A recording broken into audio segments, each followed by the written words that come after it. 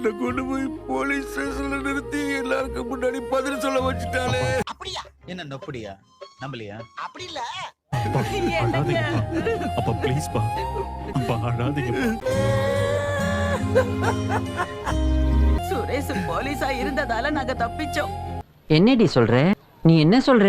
இல்லன்னு வை, என்னையும் உங்க அப்பாவையும் இந்நேரம் ஜெயில போட வச்சிருப்பா அவ. அம்மா இல்லம்மா, அதெல்லாம் நீ சொல்லக்கூடாது. ஏன் சொல்ற நீ?